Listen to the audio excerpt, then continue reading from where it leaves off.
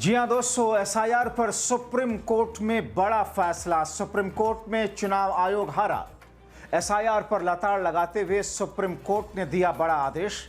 मृत बताकर काटे गए मतदाताओं के जुड़ेंगे अब नाम। बहुत स्वागत है आप सभी का। आप देख रहे हैं द राजनीति का विशेष सेगमेंट खबर और विश्लेषण। मैं हूं जब्बार खान। दोस्तों, आखिरकार 14 अगस्त आते आते सुप्रीम कोर्ट में सुनवाई के बाद ऐसा क्या हुआ कि सुप्रीम कोर्ट अचानक विपक्ष के तर्कों से मुत्तफिक हो गया, सहमत हो गया और सुप्रीम कोर्ट ने एक बड़ा आदेश, वो भी चुनाव आयोग को लताड़ लगाते हुए दी। आखिर चुनाव आयोग की बड़ी हार सुप्रीम कोर्ट में कैसे हुई, विस्तार से आपको बताते हैं दोस्तों। क्या वाकई मृत बताकर काटे गए मतदाताओं के नाम वोटर लिस्ट से अब दोबारा से जोड़े जाएंगे? सुप्रीम कोर्ट ने यह क्यों कहा कि 48 घंटों के अंदर गलती सुधारिए? दोस्तों, विस्तार से आपको सब कुछ बताते हैं, अंत तक इसे जरूर देखें। खबर बेहद अहम है, बेहद महत्वपूर्ण है, क्योंकि सुप्रीम कोर्ट में चुनाव आयोग की हार हुई है। दोस्तों, 14 अगस्त की सुनवाई जब सुप्रीम कोर्ट में चल रही थी, पूरे देश की निगाहें सुप्रीम कोर्ट की तरफ लगी हुई थी और इस बीच में सुप्रीम कोर्ट ने जो आदेश जारी किया, उस आदेश ने मोदी शाह की सरकार, भारतीय जनता पार्टी, एनडीए खेमा और चुनाव आयोग में हड़कंप मचा दिया। सुप्रीम कोर्ट ने बिहार एसआईआर मामले में चुनाव आयोग को सख्त तेवर में सवाल करते हुए, लताड़ लगाते हुए पूछा कि जिन 65 लाख वोटरों के नाम मतदाता सूची से हटाए गए, आखिर ऐसा क्यों किया गया?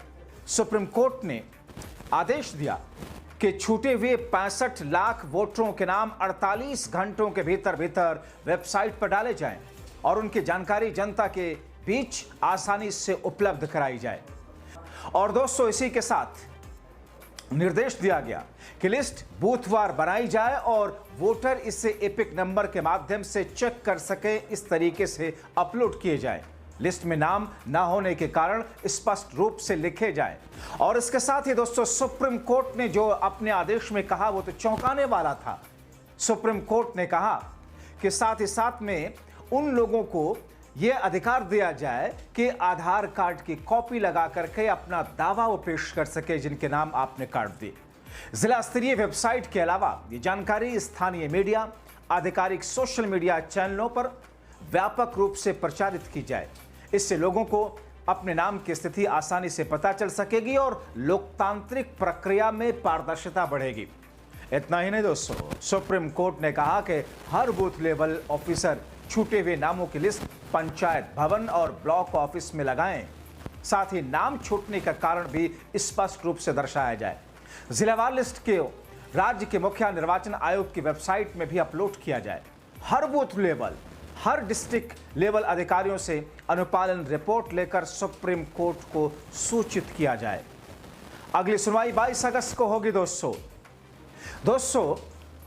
लिस्ट को सुप्रीम कोर्ट ने कहा कि एपिक सर्चेबल रखा जाए ताकि कोई भी मतदाता आसानी से अपने नाम की पुष्टि कर सके। दोस्तों, सुप्रीम कोर्ट में 14 अगस्त को जो कुछ हुआ उसने चुनाव आयोग को हिला दिया। सरकार और बीजेपी को झकझोर करके रख दिया।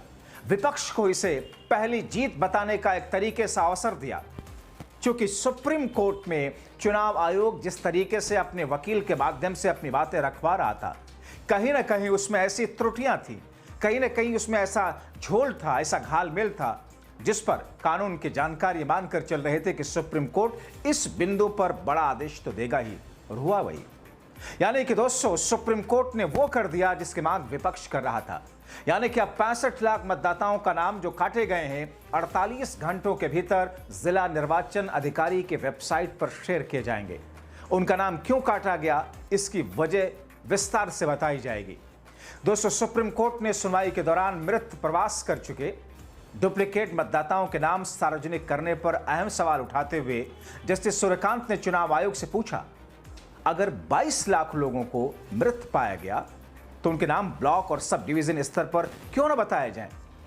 चुनाव आयोग की तरफ से पेश वकील राकेश द्विवेदी कहते हैं कि सिर्फ बूथ लेवल ऑफिसर यानी कि बीएलओ ही नहीं, बल्कि बूथ लेवल एजेंट भी इस प्रक्रिया में शामिल हैं। इस पर जस्टिस बागची ने कहा कि मृत प्रवासी या फिर डुप्लीकेट मतदाताओं के नाम वेबसाइट पर क्यों नहीं डाले जाते, आखिर क्यों छुपाया जा रहा है इसे?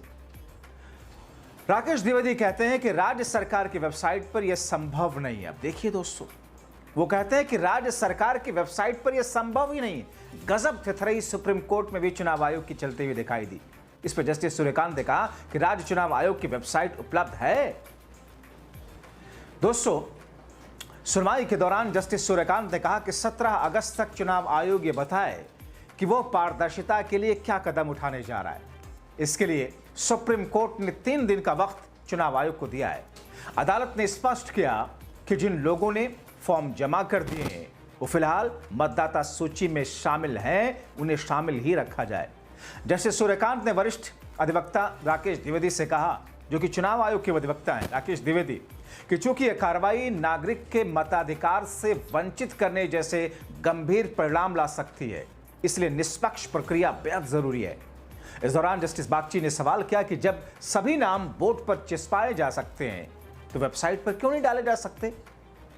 द्विवेदी दलील देते हैं कि एक पुराने फैसले में मतदाता सूची को पूरी तरीके से खोज योग्य यानी कि सर्चेबल बनाने पर गोपनीयता संबंधी आपत्ति जताएगी।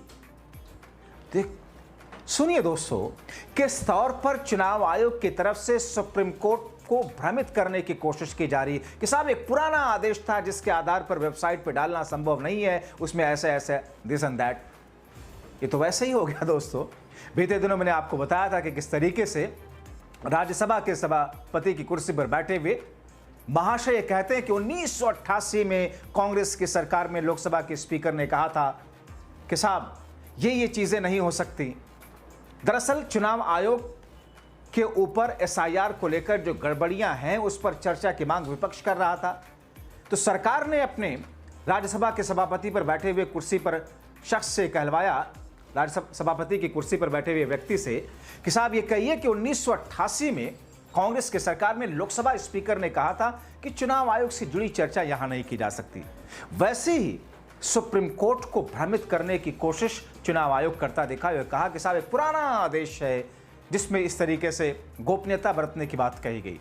इस पर जस्टिस सूर्यकांत ने कहा कि खोज योग्य रूप में जानकारी देना जरूरी है। उन्होंने बताया कि बूथ लेवल ऑफिसर बीएलओ के मोबाइल नंबर वेबसाइट पर डाले जाएं। अधिवक्ता वृंदा ग्रोवर ने सुझाव दिया कि सूची मशीन रीडेबल होनी चाहिए क्योंकि पहले एक घोटाला सामने आ चुका है। गोपाल एस बताते हैं कि सूची का फॉर्मेट बदल दिया गया है। इस पर जस्टिस सूर्यकांत ने दोहराया कि खोज योग्य होना चाहिए। अदालत ने चुनाव आयोग को इस पर 3 दिन का समय दिया। दोस्तों सुनवाई की शुरुआत चुनाव आयोग के 1 जनवरी 2023 को आधार मान करके मतदाता सूची संशोधन की प्रक्रिया को चुनौती देने वाली याचिका से हुई थी। याचिकाकर्ताओं की ओर से वकील निजाम पाशा ने दलील दी थी कि किसी भी व्यक्ति का नाम मतदाता सूची में शामिल करने की प्रक्रिया एक ही जैसी होती है, चाहे वो इंटेंसिव रिवीजन हो या फिर समरी रिवीजन हो। अगर किसी के पास 2025 में जारी एपिक कार्ड है तो उसी प्रक्रिया से गुजर चुका है। 1 जनवरी 2003 को आधार तिथि बनाने का कोई संवैधानिक औचित्य नहीं है। उन्होंने आरोप लगाया कि इस नोटिस का आधार गलत है, इससे राज्य के युवाओं को अतिरिक्त दस्तावेज की प्रक्रिया से गुजरना पड़ रहा है। इससे युवा मतदाताओं को बाहर रखने और एंटी इनकम्बेंसी वोट को कम करने का इरादा झलक रहा है चुनाव आयोग का सरकार के लिए। अभी तक लगभग 65 लाख मतदाता सूची से बाहर रह गए और जब फॉर्म की जांच होगी तो यह साफ होगा कि इसमें युवाओं की संख्या सबसे ज्यादा है। दोस्तों बड़ी दिलचस्प बहस थी दोस्तों सुप्रीम कोर्ट के अंदर, जो सुनवाई के दौरान जो कुछ बातें रखी गई विपक्षी याचिकाकर्ताओं के वकील की तरफ से और चुनाव आयोग के वकील की तरफ से जो बातें कही गई तो बेहद हास्यास्पद रही। यानी कि कोई ना कोई ऐसा बहाना, कोई ना कोई ऐसा हीला हवाली करके चुनाव आयोग की तरफ से यह कहा गया कि साहब उन लोगों के नाम वेबसाइट पर ना डलवाने पड़े, मगर सुप्रीम कोर्ट ने कहा कि नहीं, ये गलती है, ये गलत है, इसे माफ नहीं किया जा सकता, इसे 48 घंटों के भीतर आपको वेबसाइट पर डालना ही होगा।